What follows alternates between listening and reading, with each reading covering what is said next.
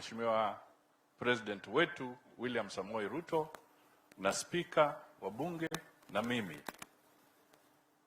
Baada ya uchaguzi wa 2007-2008 tulikuwa kwa mazungumzo kule Serena kwa sababu Kenya ilikuwa imefika pahali pabaya wakati huo.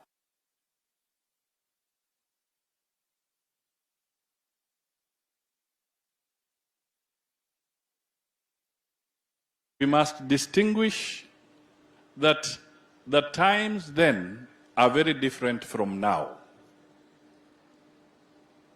Tumemaliza uchaguzi, tumepitia kwa njia ya kisheria. Wananchi walimpigia Mheshimiwa Ruto kura kuwa rais wa Jamhuri ya Kenya. Wale walikuwa na shida wakaenda kotini, koti kaamua ni Ruto. Sasa tumemaliza mwaka mmoja. Wiki ijayo tarehe 9 tutakuwa tumemaliza mwaka mmoja tangu tumalize uchaguzi. Mimi nataka tu niseme hivi. Kenya is not facing an international crisis.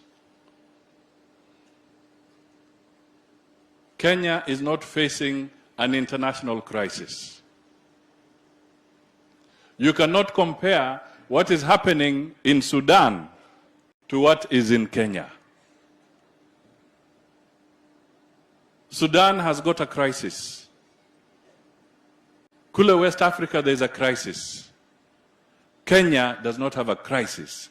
We have a president duly elected, vindicated by the Supreme Court, and Kenya is peaceful.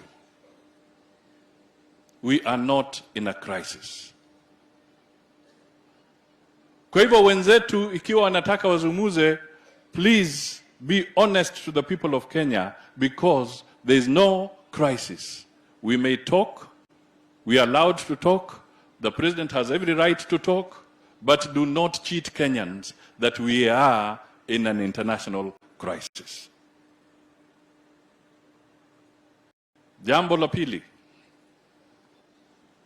tumeona hata kule Afrika Kusini kuna wakati Ramaphosa akiwa rais walikuwa na mambo yao na Zuma, lakini haukuona ati kuna rais ama anaitishwa rais mwingine aende kule azungumuze kati ya Ramaphosa na Zuma. Ramaphosa amekuwa na mambo yake na yule Malema. Hawajaitisha Rais Ruto kwenda kuzungumza kule. Hapa jirani,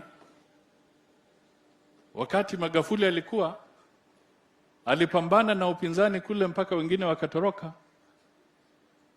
hawakuitisha rais kutoka Kenya aende kule. Tulipokuwa na mambo ya kule Uganda, Museveni alikuwa na upinzani wake, yule kijana wa kuimba